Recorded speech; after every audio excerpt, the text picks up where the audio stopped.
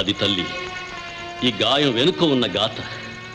రాక అత్యాచారానికి బలి అయిపోయిన లక్ష్మి మీద ప్రకృతి కూడా పగపట్టింది. ఆమె గర్భవతి అయింది. ఆనాటి నుండి లక్ష్మిని నా చెల్లెలుగా చూసుకుంటున్నా. లక్ష్మి జీవితాన్ని సర్వనాశనం చేసిన రాక మీద ఎప్పటికైనా కసి తీర్చుకోవాలి. అందుకే నీలును అన్ని విద్యల్లోనూ ప్రవీణురాల్ని చేశాను. నా పగ చల్లారే సమయం ఎక్కువ దూరంలో లేదు. ఆ తరువాత ఇన్నాళ్ళు ఎంత బాధ నీ మనసులో దాచుకున్నావు బాబాయ్. ఆ గాయాన్ని రేపి నీ మనశ్శాంతి పాడు చేశాను. నన్ను క్షమించు బాబాయ్. లేదు తల్లి, లేదు. ఈ రహస్యం నాకు లక్ష్మికి తప్ప మరో వ్యక్తికి తెలియదు.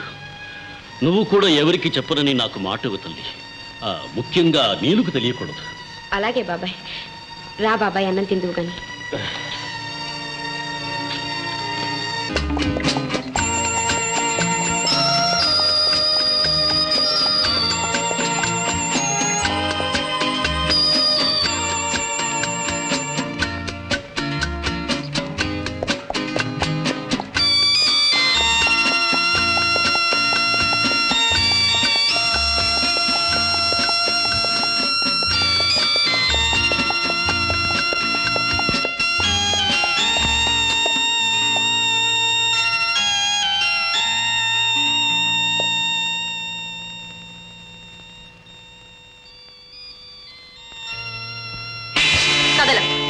నీలు, నేను అమర్ని.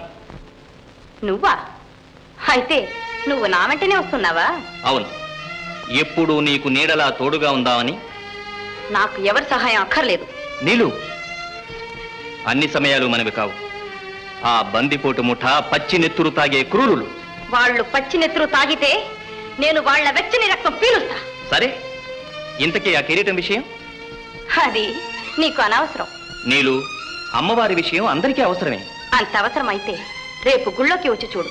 సరే పద, నీ వెంటే వస్తా.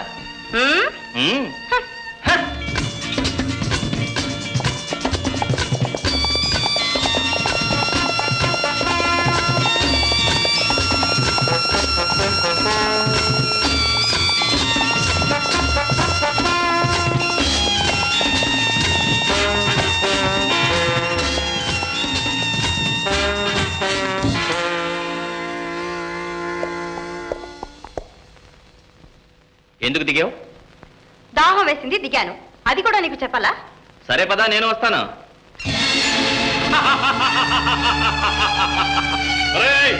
నేను 4 అంటే 4, 3 అంటే 3 కాదనడానికి నువ్వెవడ్రా? ఆ రోజు నా ఎముకలు చితగొచ్చావు. ఈ రోజు నీ పని 4 అంటే 4, 3 అంటే 3 రా. అరే, పిరికి పందలా వెనక నుంచి వరవేయడం కాదురా. దిగరాలని ఎంత తెలుస్తాను.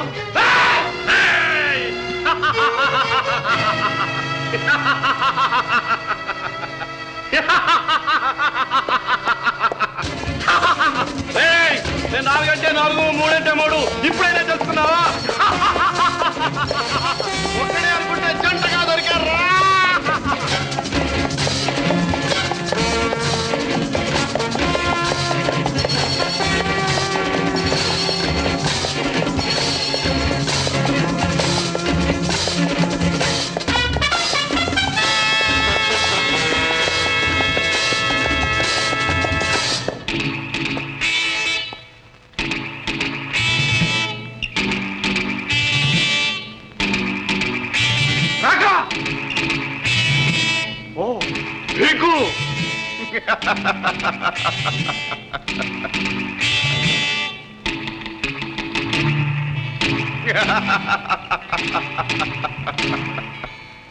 రాగా, ఎందుకు చేశావు ఇంత మోసం?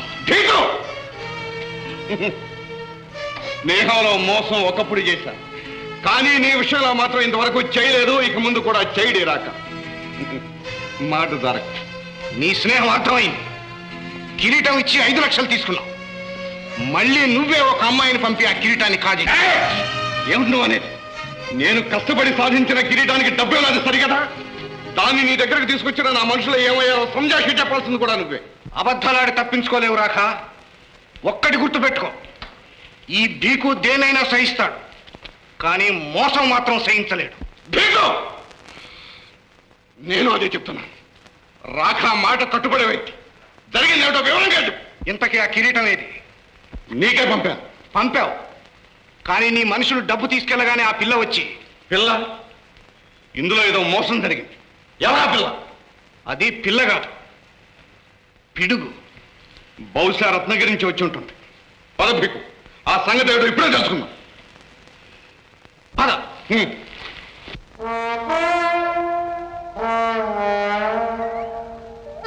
గంగు, నీ ఆయువు మూడిందిరా. और मोईरा बेटा ఏ ప్యారీ, ఆ దద్దమ్మ వెంట పడితే నీకేం వస్తుంది? ఒక్కసారి కన్నెత్తి నన్ను చూశావంటే అబ్బా గంగు, 4 అంటే 4 అవుతుంది, 3 అంటే 3 అవుతుంది. రా, రా, గంగు, చెట్ల చాటుకోండి. గంగు, రావే గంగు, బద్మాష్. వదలవై పెద్ద మగాడిలాగా. నేను నీ దాన్ని కావాలంటే నాతో పందెం కట్టాలి. పందెమా?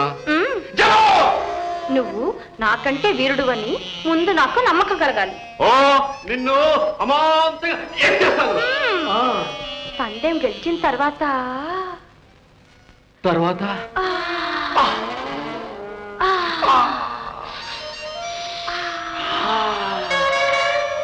అయ్యో పండే పండే.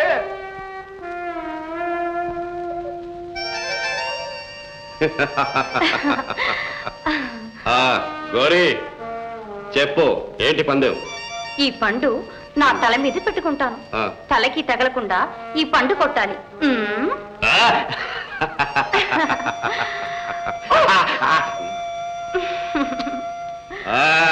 పెట్టుగా, బాగా పెట్టుగా పండు. ఇప్పుడు చూస్తావుగా నా గురి. ఇదిగో, నేను 4 అంటే 4, 3 అంటే 3. కొట్టు.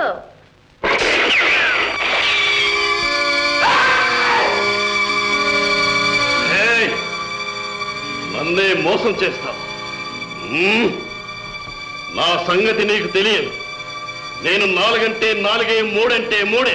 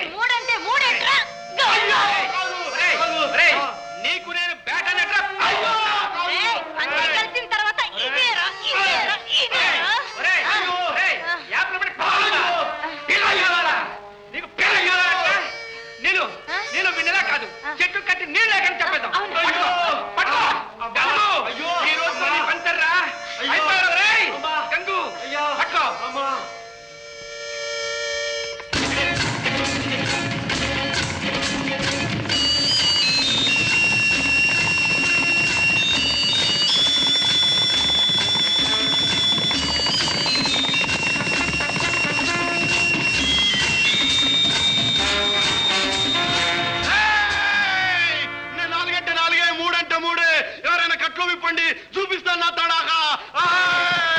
అయ్యో, ఎవరన్నా ఉన్నారా? అయ్యో, 4 అంటే 4, 3 అంటే 3.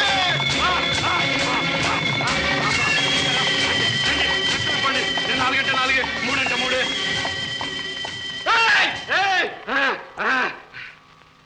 నేను 4 అంటే 4, 3 అంటే 3. ఏ గంగు, ఏమిటిది? ఎవరు చేశారు ఈ పని? చాబోయేవాళ్ళు. ఎవరు వాళ్ళు? చెప్తాను. వాళ్ళ దగ్గర నుండి కిరీటం తెచ్చానని. కిరీటమా? ఎవరి దగ్గర ఉంది? నీళ్ళు దాని జతగాడు ఒకడు ఉన్నాడు. వాళ్ళిద్దరిని చిత్రవద చేస్తే గానీ నాకు తృప్తిగా ఉండదు. గంగు, ఆ అమ్మాయి ఎక్కడుందో మాకు చూపిస్తావా? చూపిస్తాను. ముందు నేను దాని తనివి తీరా అనుభవించి ఆ తర్వాత ముక్కలు ముక్కలుగా నరికి కాకులకు వేస్తాను. నేను 4 అంటే 4, 3 అంటే 3 అని దానికి తెలియదు. అనవసరంగా వాగితే ప్రయోజనం ఏంటి? ముందు అది ఎక్కడుందో చూపించు. పద.